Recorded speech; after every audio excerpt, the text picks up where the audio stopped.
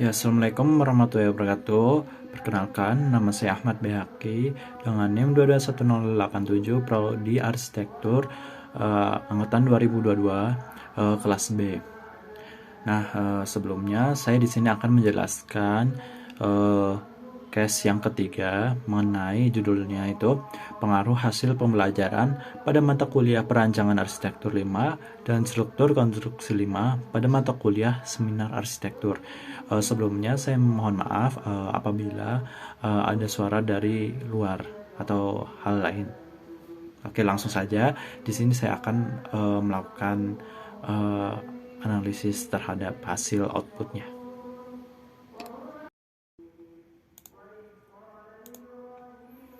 Oke, di sini saya akan melakukan analisa dari kasus yang ketiga dengan judul pengaruh hasil pembelajaran pada mata kuliah perancangan arsitektur 5 dan struktur konstruksi 5 pada mata kuliah seminar arsitektur.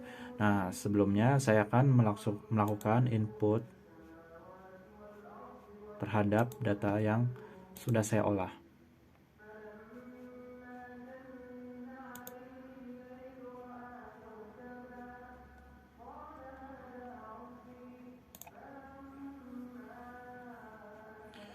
Nah, kita masuk ke data yang saya sudah siapkan sebelumnya. Yang pertama,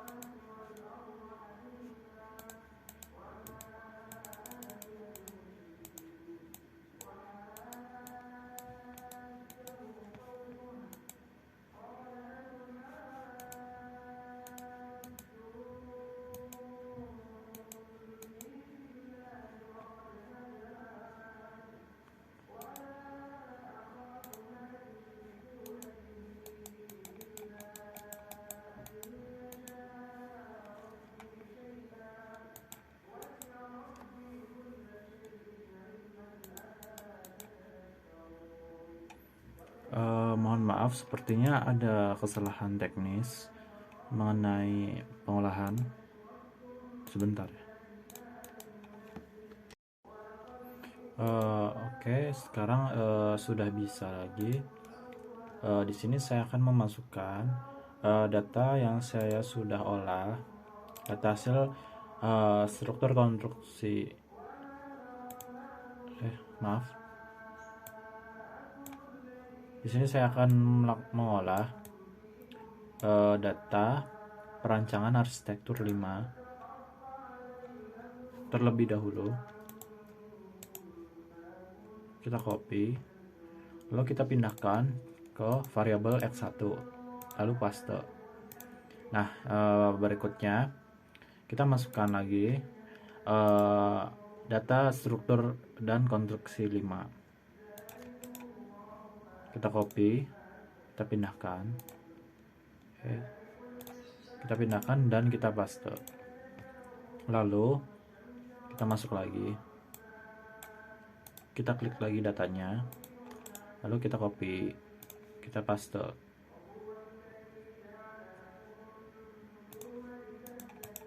Kita paste.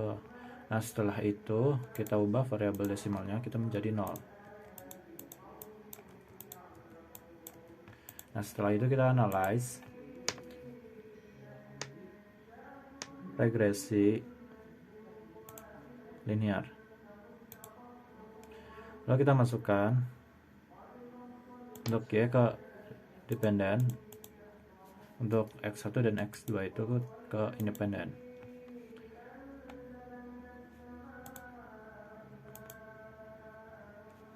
Lalu kita oke.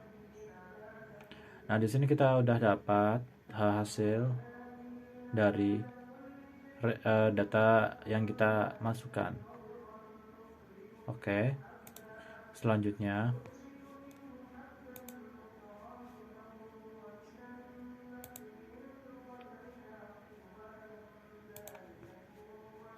kita akan mengolahnya.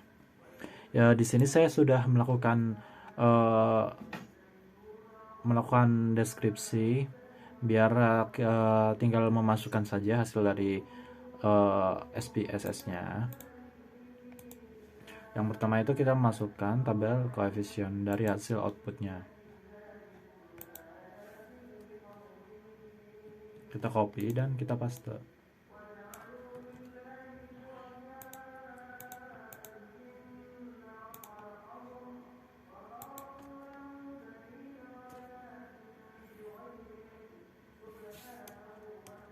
Lalu kita masukkan ke bentuk persamaan regresinya.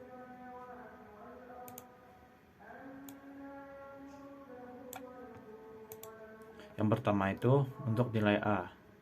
Nilai A itu nilai yang ini 27,95.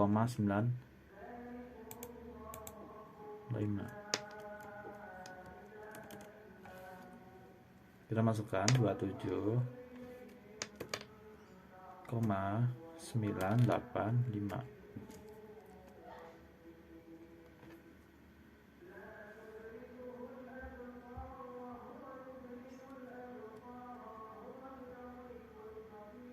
Lalu untuk nilai X1 nya kita input 0,019.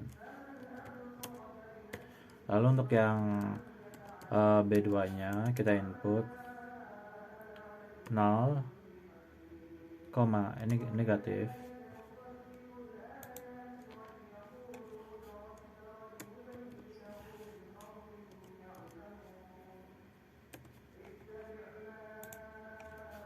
Negatif 0,337.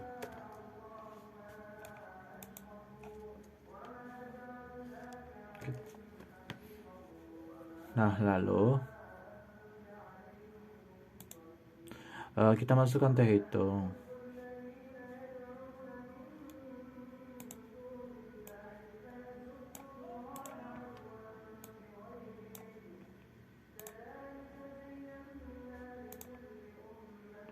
Nah, untuk teh hitung sendiri, yang pertama itu kita masukkan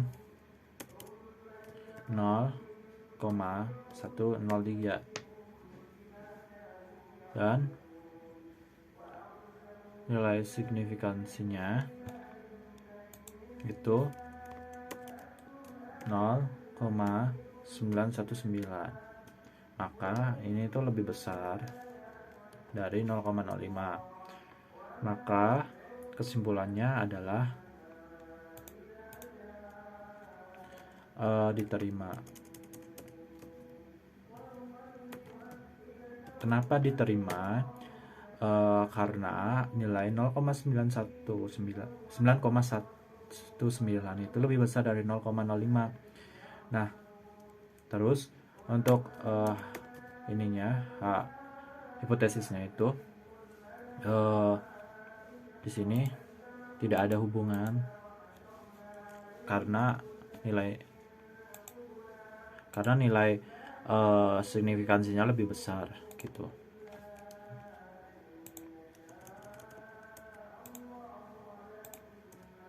Tidak ada hubungan secara parsial antara variabel X1 terhadap Y.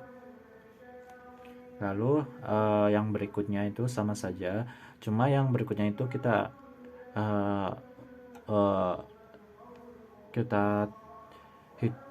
teh hitung terhadap X2 nya. Nah, kita masukkan yang X2 ini, teh hitungnya sebesar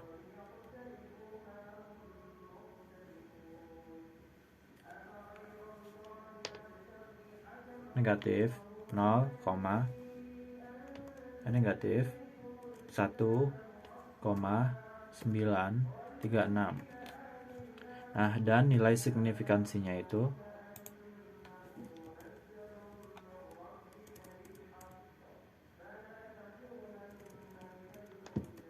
0,063, di mana nilai tersebut itu lebih besar dibandingkan nilai 0,05.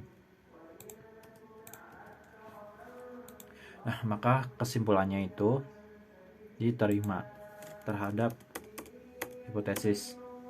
Maka yang artinya hubungan secara parsial itu tidak adanya hubungan parsial antara variabel X2 terhadap Y. Lalu selanjutnya kita akan mengolah tabel ANOVA.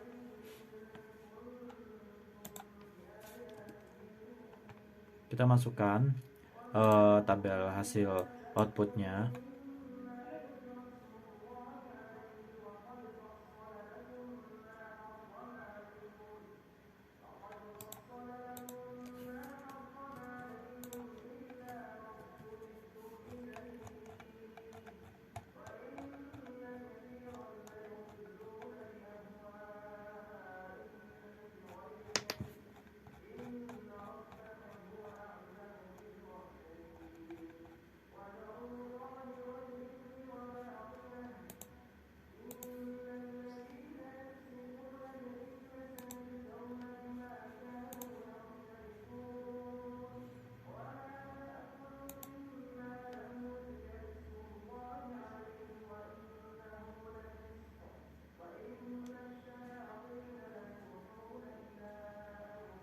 Lalu di sini kita masukkan saja dalam menarik kesimpulan terkait rumusan masalah. Apakah ada pengaruh secara bersama-sama antara variabel X1 dan X2 terhadap Y? Nah, kita dapat melihat itu F hitung sebesar 2,052, dan untuk nilai signifikannya itu 0,147. Nah, yang artinya nilai tersebut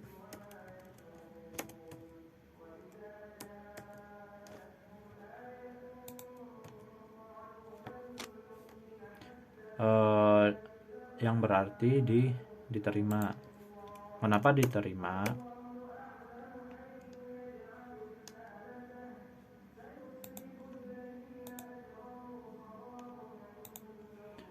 Kenapa diterima? Karena nilai dari signifikan itu lebih besar dibandingkan 0,05. Jadi hipotesis tersebut tidak ada pengaruh yang signifikan antara X1 dan X2 secara bersama-sama terhadap variabel Y.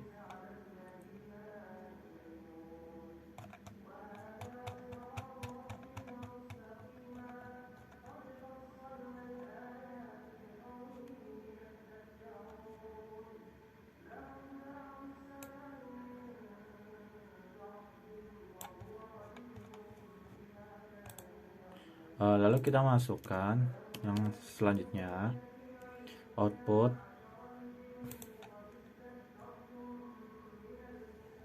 model summary. Kita pastekan, lalu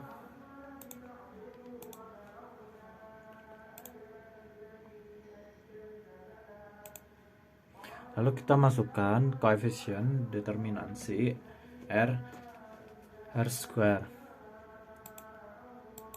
R square-nya itu sebesar 0,124, yang artinya nilai tersebut itu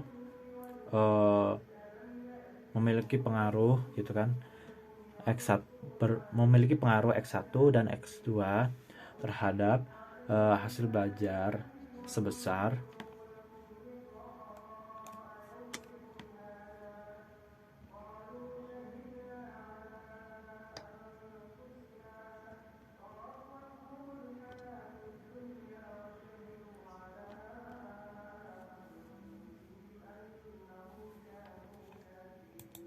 sebesar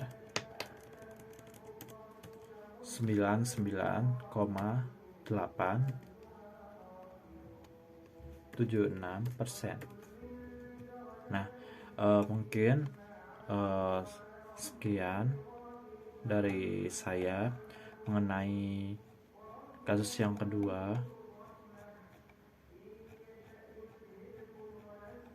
Sekian dan terima kasih. Sebelumnya apabila ada kesalahan dalam penyampaian ataupun pengucapan, mohon dimaafkan. Sekian, terima kasih.